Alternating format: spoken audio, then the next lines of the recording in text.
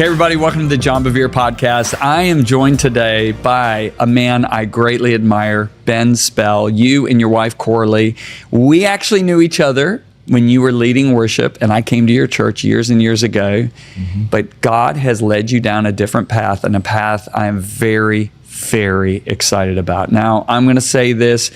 Most people that know me personally, and a lot of people that even don't know me personally, know that I am a stickler about eating healthy. I'll never forget Ben, one of the top surgeons in the state of Oklahoma, looked at me and said 75% of the people in hospitals shouldn't even be there. And I said, why are they there? And he said, because of diet and because of stress.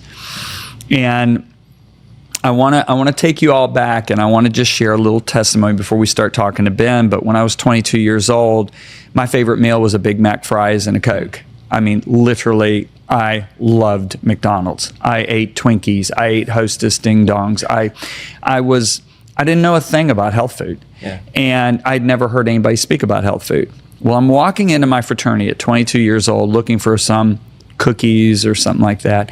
And I heard God's voice so clearly. And he said, your body is my temple. Take care of it. When God speaks to you, thoughts come to your mind. So immediately the thought came to my mind, Ben, if I owned a Ferrari, would I put dirty gas and recycled oil in it? And I thought, no way. What would happen? Yeah. The car wouldn't run to its peak performance, and I would shorten the life of the car. Then the thought hit me, your body is my temple. Now it's your Ferrari. Now I know you don't own a Ferrari, but it's your Ferrari. Right. You've lent it to me. I'm putting dirty gas and recycled oil in it. One day I'm going to have to answer to you on why I shortened the life of your car. All of a sudden, the realization, this body's not mine. It really isn't mine. It belongs to him. Yeah. That's part. And so when I hear of somebody who is trying to help people eat, because a lot of people don't know this, but Ezra wrote 3 books. One of his books is in the Bible, but there's 2 other books, and one of them was an apocalyptic book. And in that apocalyptic book, he wrote that before Messiah returns, now everybody listen, this is 500 years before Jesus came. He writes this book. Before Messiah returns, and he said, food would be corrupted and it would shorten men's lives. And I remember the day I discovered that. I mean, you've got all these Dead Sea Scroll writings that have brought out all these ancient Jewish fathers' writings that we have available to us now. I realized how important it is to take care of the temple. So you are doing something right now that is helping countless numbers of people stay healthy so that they can do what God has put them on this earth to do. Yeah. And you know, Lisa and I, we just have the utmost respect for what you and Coralie are doing. And so I wanted to have you on today. Sure. Thank you for having me. But I want you to share your story. Just start wherever you want to start. Maybe you can start it when we met at Praise and Worship. I don't know how many years ago at your home church. But how did you get to where you are today? Now, first of all, you are the founder of Good Ranchers, which is a supply company that supplies us, people who don't own a ranch. That's right. I have less than a quarter of an acre that my house is on. We have 4 little boxes where we grow our garden. Yep.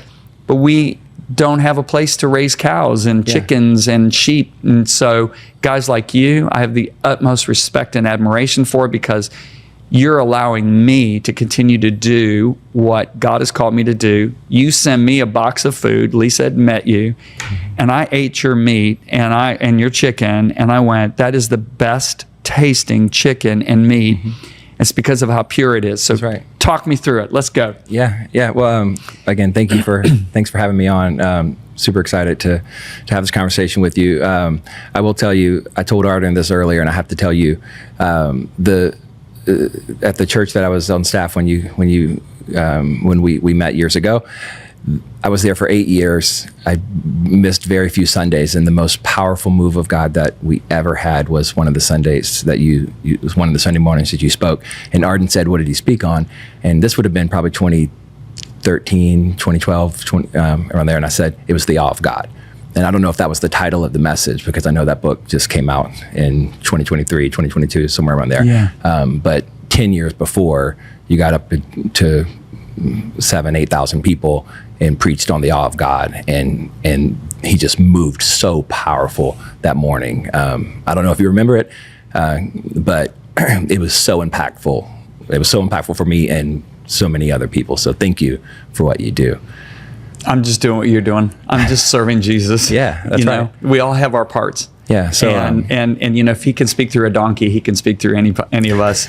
So go ahead. Yeah. So I was been in full-time ministry since I was 19, and in my early 30s, and I had a successful job. I was a licensed pastor, and I was on staff at. And you came from a family of ministers too, Yeah. correct? Yep. Yeah. Most people who know me well know that I am extremely passionate about eating clean. Do you know what's sitting in my refrigerator right now? A New York strip from Good Ranchers. Now, what I love about Good Ranchers is the founder, he felt like God called him to get food into the hands of people, but he did something. He connected small farms with people. We're getting so much of our meat from overseas places that we don't know what is being put into our meat. Every single 37 minutes, an American farm, family farm, closes down. So I love what Ben and Coralie did, and they came alongside this podcast and just saying, we love what you guys are doing, and we want to be able to share this about them. So you can even find out more by going to goodranchers.com, and they've done a special promo for us. So all you need to do is type in the promo code JOHN, so JOHN, and you'll save immediately $40 off your order. Plus, they have a lot of additional things. It's the best offer that they've ever done before. And so I want to encourage everyone, please know your meat source, know your food source, and take care of the temple of the Holy Spirit. Yeah, so head over to goodranchers.com to receive an exclusive box, and make sure that you get signed up for this special offer. Remember, it's goodranchers.com, American meat delivered. My grandfather's a pastor. My uncles, cousins, kind of the family trade, and I love serving God, love working in the church, and so I was always really gifted with music, and I play piano and guitar, and I write and I sing and I produce and I do all those things, and so love leading praise and worship, love writing music, love singing songs, but one day God just hit me after service and put on my heart that to begin to strive for him to provide and not the church to provide. And so this was probably around 2013, 2014 or so. And the term side hustle wasn't a phrase then like it is now. But that's what I thought was, okay, well, what can I do on the side? And so I started praying and asking God to open up, avenues for me, doors for me. And this was over the course of a few years, but he starts putting this idea of a meat company, and that's like the furthest thing. I'd never even cooked a steak. I knew nothing about agriculture. I definitely I'd never wanted to be an entrepreneur. I loved working at the church. I loved ministry. If anything, I thought I was going to be a pastor. Like I did feel like eventually I wanted to start a church. And my wife knew that, and that's what, she knew the plan was one day we were probably going to start a church. And then one day, after about a year or so of every few months having this idea of a meat company coming in my head, and I would tell my wife, man, somebody should do this, this, this, and this. If somebody would do this, this, this, and this, because it wasn't me. But one morning, I was getting ready for service, and I started having these ideas again. And I heard God's voice. Like you said, God speaks and he puts a thought in your head. But it was loud and it was clear, and it was the words, "You do it." And it shook me to my core. I came out of the bathroom and I walked over to my wife and I said, I think God just told me to start a meat company. Fully expecting her to tell me, we don't have the money to do that. We don't know how to do that. We're not resourced. Like, I thought we were supposed to start a church. And she looked right back at me and she said, if you heard God, then I trust you. And it was the most empowering words anyone's ever spoken to me. What a great wife. Oh, she's amazing. And so we had just had our first baby boy. This was in 2017, October, November, and December 2017. We had just had our baby boy in September. I went and talked to my pastor. I resigned at the end of the year. Had no idea what we were going to do. And I started selling meat out of the back of a truck in a parking lot, because God said, start a meat company. And I just went all in. And then what I thought he was doing was giving us a means to an end to start a church. That's really what I thought. I was like, okay, because the way we started the business, doing pop-up sales, it's kind of like a firework stand almost, just like through the summer, temporary. You can make some money and seasonally. And I thought, okay, well, because our first year we were very successful. Again, selling meat out of the back of a truck. Who knew? But God really blessed us that first year, and my wife we got toward the end of that year, and she was like, "Okay, are we starting a church now?" And I was like, "I don't know. I mean, God said start a meat company, so this is what we're doing." And that was 2018. So we went into 2019, and we were even more blessed. We had a really great year selling meat out of trucks, and we got to the end of 2019, and she's like, "Okay, like, what's the plan? Are we starting a church now?" Because my wife is a planner, and I said, "God said sell meat, and I think what we need to do is focus on selling meat, because I know I heard him say start a meat company." Yes. And as much as I have felt like I'm supposed to start a church, I'm supposed to do these things, I know God said start a meat company. So I was like, I feel like we just need to put our head down and focus on selling meat until God says do something else. And that next year was COVID. It was 2020. And so we went all in, really scaling up the truck side of what we do. We didn't sell online back then. COVID hit, and we just exploded, because we had meat when the grocery stores didn't. Right. By that time we had about 25 trucks, and by trucks I mean like 26-foot like box trucks, could fit 12 pallets, 15,000 pounds of meat, in each truck. Wow. And we just couldn't keep it on our trucks. I mean, we were just sold out.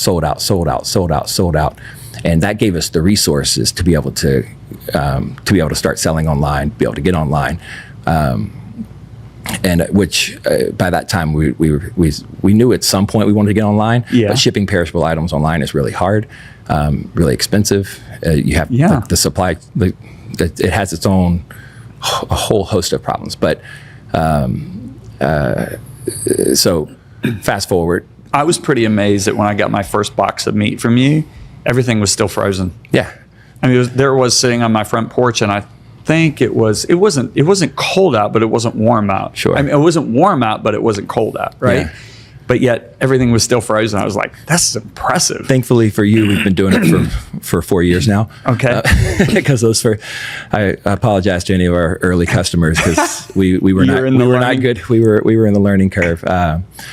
But we just continued to get blessed. And what we had the saying early on, we said, God just goes before us, because everything just always lined up the right way. And this last year, I was reading through Proverbs, and Proverbs 16:3 just jumped out to me, and I was like, oh, this is what we've been doing. And it's commit your work to the Lord, and He will establish your path or your plan. Read that out of the Amplified. It's even cooler. Yeah. Commit your works to the Lord, commit them wholly to Him, and He shall cause your thoughts to become agreeable with His, and so shall your plans succeed. Yeah, that's better. The Amplified does it so. That's why I want, because if that's a foundational scripture for you, look at it in the Amplified. It's so good. Yeah, no, it is. That's amazing. But yeah, we've been. I mean, again, from someone who knew nothing about agriculture, nothing about meat at all, and never starting a business. I mean, we've just been massively successful. We've just grown since we've launched online, and that was another situation. The trucks were profitable. The little bit we were selling online was not profitable. And then in 21, God said, shut the trucks down, go solely online. Wow. And this is when your trucks were really profitable. Yeah. You shut them down and went online when it wasn't that profitable. Yeah. And for reference, we had at that moment, year to date, that was in August of 2021, we had sold roughly $220,000 online. We had sold 7 million out of the trucks. Oh my goodness. Okay. That is a big difference. Yeah. Yeah. And God said, Shut kill down the trucks, sell online. And so we did. Shut them down, put our focus on, went into 2020, shut them down by the end of the year, went into 2022 solely online. And we just... Was that a good move? Because everybody's thinking that. Was that a good move? It was. Yeah. Good. It was. When you listen to the Lord, Proverbs 16:3. We grew 400%. Wow. Total business over the trucks, over everything. 2022, we just exploded when we got online. How many households are you feeding right now? That's a good... rough estimate? Close to probably 100,000. Wow. Yeah. Households. Mm-hmm. Yeah. That's remarkable. I know. It's amazing. It's a testament to God. And how many farms or ranches does your meat come from? Over 100. Over 100. Yeah. So basically you're connecting these farmers with these families. Yeah. Like me, who has less than a fourth of an acre probably of grass. Sure. Yeah. We want to connect the American farm, the American family to the American farm. And that's the way, I loved what you talked about when you opened up. That's the way it used to be. Yeah. And that's the way it should be. Hey, everybody. We'll get back to the episode in just a moment. But first, I want to thank the patrons who make this podcast possible. Your support behind the scenes is critical to sharing these messages. So thank you. To become a patron, just click the link in the show description or go to johnbevere.com/patron. Now, let's get back to the show. And, I think what you were saying about Ezra, that prophecy is just as true about the second coming of the Messiah, because I think that's what he was referencing. Yeah, that's what he was actually when the Messiah returns. Okay, so he was referencing the second coming. Okay, right, because that's what I hear. Because you want to talk about over the last, 40, 50 years. Very recently, our food system has just drastically changed. Oh, it's the processed food, the hormones, the steroids, the antibiotics, just the GMOs. It's literally destroying people's bodies. And I'm so burdened for it. I'm so thankful that RFK has come in and carries that burden, because to be honest with you, so many people are going to the hospital. They're dying earlier than they should have because of what we're putting in our mouth. Right.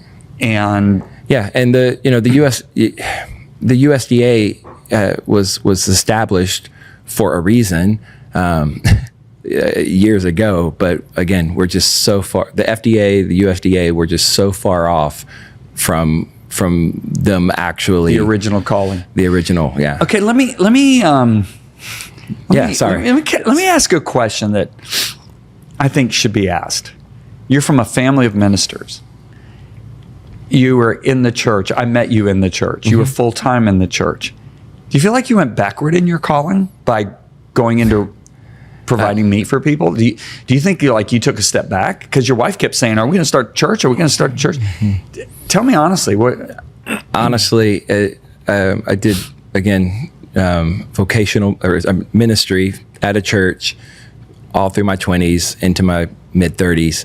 And by year 3 of Good Ranchers, I remember telling my wife, I've done more ministry in these 3 years than I ever did in the church. Okay, this is something that really lights a fire in me. I'm so burdened for all the people that are not in full-time vocational ministry who think they're not serving God as effectively as the people that are in full-time vocational ministry.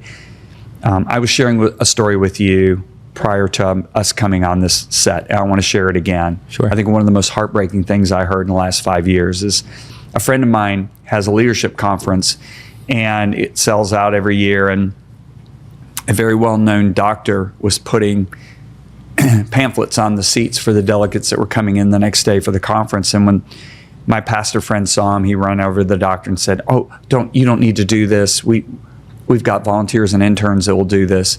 And the doctor rebuked my friend, the pastor, senior pastor, and said, "Please don't take this away from me. Every year I take 1 week off my practice so I can help build the kingdom of God." My heart broke. Yeah. Because I look at that doctor, and 51 weeks of the year, what is he doing? He's in the secular, he's earning a living. That's not the way God sees it. That man's Right. called to be a doctor. How many lives have been saved? How many single moms are now still raising their babies because he's helped them not get something where they would pass away early? I think only the judgment seat will show how many people's lives were affected by that man being obedient to the calling on his life, not being a pastor, not being a person who puts pamphlets on the seats, although I love the fact that he volunteers to do that. Sure. But it's the other 51 weeks of the year where he's in his real calling, I believe.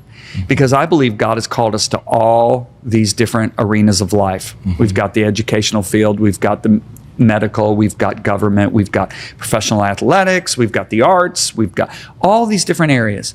God calls people to these areas, and he gifts us.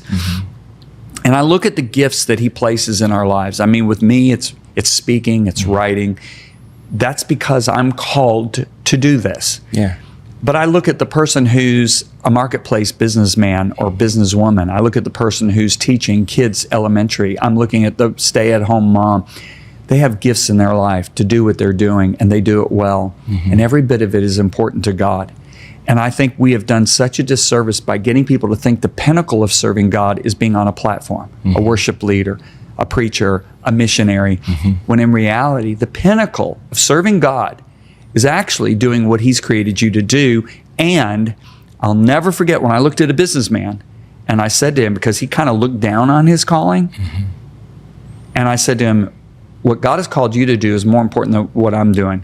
And he said, "Come on." I said, "My Bible says the parts of the body that are not seen are more valuable than the parts that are seen." I said, "I have a seen gift. You have an unseen gift." I said, "Yours we place more honor on." And that changed his life, because his businesses, from that point on, do you know how many times they went up? His business increased 50-fold. Wow. Because he connected the dots that he was called to do what he was doing, and he took it seriously. And that's why I have such a heart for people that aren't in vocational ministry, to tell them, please, you're going to reach. I remember a friend of mine, and he started an accounting firm, and he had over 10,000 clients. And I said, "How many people have you led to the Lord in your business?" He said, "Hundreds." That's amazing. I said, "Hundreds?" He said, "Hundreds." He said, just last week, a Cuban man came into my office, had terminal cancer. He got saved, and God healed him of cancer. And I'm like, owns an accounting company. Yeah. Here you are, you're ministering to more people than you were in vocational ministry by selling meat to families. Sure. Well, I told you we started selling meat in parking lots out of trucks, right? Yeah. But when I say we started, it was my wife was at home with our newborn, and I was under the tent. I was out in the parking lot under the tent and selling meat face to face with people, and I would talk to people, and I would pray with people, and again, that's if you profess Christ, you are called into ministry. Period. When you're saved, you are a ministry. I mean, if you really want to get like biblical about it, like we're all priests. That's another story for another time. But another soapbox of mine is that worship has become a genre. Worship is how we live our life. Worship is not music. Worship isn't singing songs. You can worship through singing songs. Remember, I talking to a worship pastor here. So, our life is called to honor God in everything we do. If we profess Christ, then you are a priest, you are a worshiper, and you are in ministry. And we should be ministering is meeting the needs of the people. When Jesus walked along, he was meeting the needs of the people and healing the sick, feeding the hungry, when we meet those needs, that's ministry. And it's the church. You get about 2 hours of people's lives a week. The workplace, you get them for 40.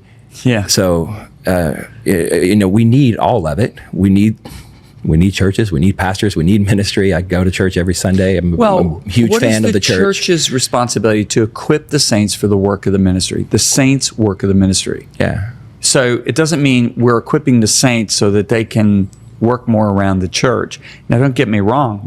I believe we're all to help in different capacities. I mean, I love it when pastors look at me and say, look, I've got this businessman over here. His job takes him away. He's on the road all these days. I tell him, don't feel like you need to really get involved in the church. You're away from home so much, be with your family. And that man's raised an amazing family. But that pastor understood there's people that I feel called to usher at church and work at the parking lot at church and do this. Then there's other people that where God has them predominantly ministering to people is like what you're doing. And to affirm what God said to you, I'll never, ever forget this as long as I live. This was 20 years ago. Okay. So I can't remember where I was, but I remember the voice of God so well. And he said this to me. He said, worship is not a slow song. And I went, okay, Lord, I really don't know what worship is. Because, back in those days, 20 years ago, we had our praise songs and our worship songs. That's right. Then we had our message. That's right. And the worship songs were the slow ones and the praise songs were the fast ones, right? That's right. We both connect on that. So he goes, worship's not a slow song. I said, okay, I obviously don't know what worship is. What is it? And I'll never forget this. He said, go look it up. So I go to the Bible and I go to the first place worship shows up in the Bible because I think, okay, as an author, when I'm introducing a new term, I'm going to give the definition of that term in a book, or I'm going to use it in a way that people get the definition. Yeah. So I thought, where's the first place that worship shows up in the Bible? Yeah. Well, it's Genesis 22. Right. When Abraham looks at his guys and says, Isaac and I are going up there to worship, and we'll come back to you. That's right. He wasn't going up there to sing a slow song. That's he was right. going up there Sacrifice. to obey God's voice. That's right. God spoke to you and said, you do it. That's right. You obeyed God's voice. Do you know I didn't even want to be in ministry? Do you know for a year and a half I felt a tug at my heart, and finally one day I was in a church service and the presence of God came on me so strong and I started cowering in my chair. And it was a stern presence. It wasn't a happy presence. It was a stern presence I knew that loved me. But he wasn't coming on me in a, oh, hey son. And I heard his voice and he said, I've called you to preach. What are you going to do about it? Yeah. And I remember that day, all the reasons why I thought I would not go into ministry. I said, God, I don't care if I end up in Africa in a shack. I'll do whatever you tell me to do. Yeah. That's worship. That's right. Is us saying, God, whatever you've put me on this earth to do, I'm going to do it. And you know what? That's where we find life. Yeah. I was on my way to Harvard. Yeah. I was on the dean's list at Purdue University as an engineer. And I was going to Harvard to get my MBA, and I was going to go into corporate America and make a lot of money. And I was going to tithe to my local church. That's the way I was going to serve God. Right. And that's when he said to me, I've called you to preach. What are you going to do about it? Yeah. And I to this day believe if I would have said no, he would have went to somebody else. Absolutely. I believe that. Absolutely. And because he will not strive always with man. Yeah. And I just want to take this chance to take your story and encourage every one of you. There is a specific calling on your life. The Bible says that we are his workmanship created in Christ Jesus, right? Yeah. To do good works, which God planned in advance that we should do. Not we would do, should. Yeah. Should is where free will comes in. Yeah. God has called me to do something. The question is, am I going to seek him to understand what I'm called to do, or am I going to just do what I want to do? Now, here's the good news. If you delight yourself in the Lord, he'll put the desires in your heart. That's right. So he puts his desires for what he wants you to do in his heart. I believe I would have been miserable. If I was in corporate America, I would have been miserable. I love doing what I do because I'm doing what God has called me to do. You love, I can see it. I saw it on you when we met today. You love doing this because God's called you to do it. And what I love about it is when God's not speaking, he is speaking. You know what he's saying? Keep doing what I told you to do. That's right. And when your wife kept saying, should we start a church? Should we start a church? Should we start a church? You're like, God told me to sell meat. It's true. So your reward, brother, is so huge. Your wife's reward is so huge. At the judgment seat of Christ, you're going to see all the people you impacted. Not just preaching in the back of the trucks. I'm talking about by getting healthy food, extending their lives by not eating poisoned meat so that they could live longer and fulfill and reach more people. Jesus is one day going to show you. Yeah. And you know what I love? It's kind of like we're preparing for the millennium right now as far as what we're going to be doing. Sure. And those that are obedient to God now in this life, in the millennium, they're going to be entrusted with much. Yeah. No, it's amazing. It's amazing. Yeah. We're called to work. Like we are called to work until we go to heaven. Like, I mean, honestly, like in work, and our work should always be committed to the kingdom. And I hate the dichotomy of this, of there's ministry and there's secular work. If you're in Christ, you're part of the kingdom. Get to work for the kingdom. The sacred is 24/7. That's right. And what we've done is exactly that. We have the secular and the sacred. That's right. Most people, they see the sacred, my 90 minutes at church on Sunday morning, my home group on Tuesday nights, and then the rest of it is secular. No, it's all sacred. That's right. Yeah, one of the big, just a few months ago, one of the ladies who works in our customer service department, it's funny, she used to work at the church that I worked at. And she was part of the prayer ministry, but she was on staff. And she just walked by and she said to me, and she's never really heard any of these stories like we're talking right now, but she walked by and she said, Ben, thank you so much for starting this company. Thank you so much for providing these jobs. She's like, this is a church. That's exactly what she said to me. She said, I love that. She said, this is ministry, what you're doing. And we have so many non-saved employees that I hear all the time that this is the best job I've ever had. They want to come to work. They want to be a part of what we're doing. And, because they don't know it, but it's because the Holy Spirit dwells in what we're doing. And I believe as all business owners should, but especially Christian business owners should evoke an atmosphere that is Christ-centered, meaning the biblical principles should flow through your business. And it's not just like buzzwords like integrity, generosity, but those should be evident in what you do. And treating your employees right. I'm a huge advocate of your family comes first, not this job. Everyone works really hard, but I tell everybody I'm still the last person that everyone interviews with, no matter where they're going in the business. I sit down with them and I tell them, you can believe whatever you want to believe and work here, but you have to understand who me and my wife are, what we believe. We'll never force anything on you, but I want you to hear it from me. There will be times that we might pray. There will be times where I will talk about the Bible, Again, never force anything on you, but you got to know what you're coming into. I don't know where I heard this from, but I stole it, and it's. But when I heard it, I was like, yeah, that's what we're doing. We're for profit, but we're for purpose. And I love that. yeah, I have and you can do both. You can. Yes. It's not. It's not a one, like you said, the sacred or the secular. Lord that teaches you to profit. Hello, that's the book of Right. Isaiah. That's right. I have a friend that he owns a pallet making company, and he's been a friend for years. And they have over 40 factories in the United States. They make over 65 million pallets a year. It's a lot of, So, we probably use a bunch of them. I was actually going to say that right very next, but he started this company and he realized this is ministry. That's right. Just like your lady said this. So you know what he did? He hired a chaplain for every one of his 40 factories. Well, he started it when he had a lot less factories. And he said to the chaplains, I don't want you to preach. You're not going to walk around there and preach to everybody.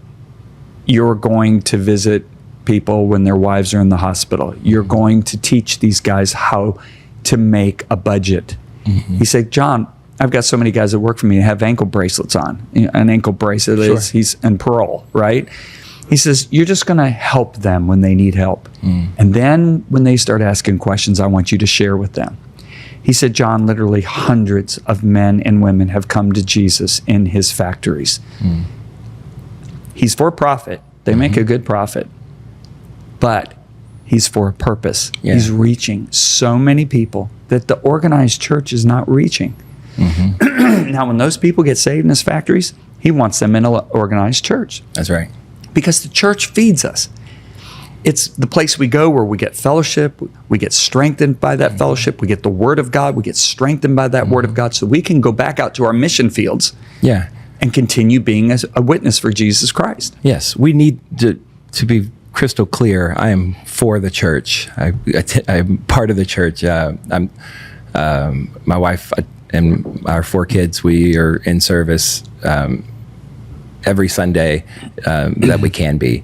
And in a community group, this is nothing that we need the church. The church has a vital role, but we need Christians to be Christians and not just depending on the church to save everybody. We have to all do our part.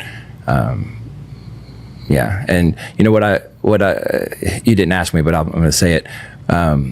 What I love about food is how it allows you to bring people together in what I call community, or what we all call community, and you don't invite people over to your house and not have any food, right? Like Right. you're either gonna grill, or you're gonna cook, you're gonna at least put some chips or something out, but like you invite people over and the food is what people gather around. The table is what people gather around. The kitchen is where people gather, and food is what brings people together. And I had this realization right after the COVID years, because if one thing it taught us is how painful isolation is. And if you think about it, the worst form of punishment in prison is solitary confinement. And COVID really showed us that we need each other. Yes. And, we need air, we need water, we need food, but we need community. Yes. It's not good that man's alone. That's right. We need each other. And Can I say something about that? yeah, God said it's not good for man to be alone when God was walking with him in the garden. Isn't that interesting? wow. So somebody that says all I ever will need is God, that's true. I agree with that. However, if God said it's not good for man to be alone, when God was walking with Adam in the cool of the garden, he created us in a way that we need healthy community That's right. because he delights in it. God didn't want one son. He wanted a family. And I think it's very interesting that Jesus looks at his disciples and says, I longed to have this meal with you. It's very interesting that Paul says, if you got a guy who says I'm a Christian, but he's an idolater, he's an adulterer, he's immoral, don't even eat with him. Why does Paul say don't even eat with him? Something happens At the table. when we sit at a table And can you please say what you said to me earlier? I don't think you said it on camera. No, I said empty tables are for interviews and interrogations, but a full table is where community happens. That's where life happens. That's where relationships happen. One of the things I've had people ask me all over the world, how come you have 4 sons that love you guys and love working with you, love being a part of your family? What did you do? Of course, you know, there's the essentials. We prayed, we taught them the Word of God, we brought them to church. But my wife is Sicilian, and my wife made this rule that I didn't realize how valuable it was. And the rule was they could never miss dinner. Sports practices, you can't miss dinner. They need to be, if the sports team is practicing from 5 to 7, we're going to look at a different sport that practices before we eat at between 5:30 and 6. You can't be at your friends. You're going to be here. And you're going to help prep dinner. You're going to sit down and eat dinner, and we're going to talk as a family, and you're going to help clean up dinner. I did not realize how tight that would make us as a family. Yeah. And that's what you're doing. Yeah. With 100,000 families. Sure. And yeah, it hit me a few years ago. I looked up and I went, oh, man, when people started posting on Instagram or, different, or writing in and saying things like, just had Good Ranchers for our 25th wedding anniversary, like birthdays, meals, like they're sharing a very intimate part of their life, which is the table, and we're responsible for that. So I take it very seriously, the quality that we're putting out there, because that is an intimate place in people's home, the table. And I say this regularly around the office. If we ever get reduced down to just putting meat in boxes, we're done. Like, we're not putting meat in boxes. Anybody can put meat in a box. We're bringing people to the table, because the table. I love that. Like, that is our mission. Like, our mission is to bring people to the table, because Ronald Reagan said in his farewell address, all great change in America starts at the dinner table. So tonight, sit down, start talking. Like, that's what we need. Well, Ben, every once in a while, somebody will invite me to shoot an elk, or I got a friend that likes to take me to Alaska fishing. But other than that, I hope you guys are our food, our meat provider for our family, because we want to eat that healthy meat, and we want to help the farmers of America. Yeah. So, Ben, there's a lot of people who are thinking the same way as I'm thinking right now. So how do they get a hold of your meat? Will you tell them how to do it? Sure. GoodRanchers.com. GoodRanchers.com. Okay, Yeah, that's easy. And they can pick out the type of box, because you have several different options. Yeah, we've tried our best to curate every different possible option that somebody, for every family size and needs. And you can customize. Actually, you pick a box, you can customize it with different add-ons and different things. And as we continue to grow, because we are still a young company, as we continue to grow, we're adding more options, adding more features to be able to customize better and all those things. But yeah, we would love the support of everyone listening, because you are what you eat, and food is fundamental. And you're gonna buy meat somewhere.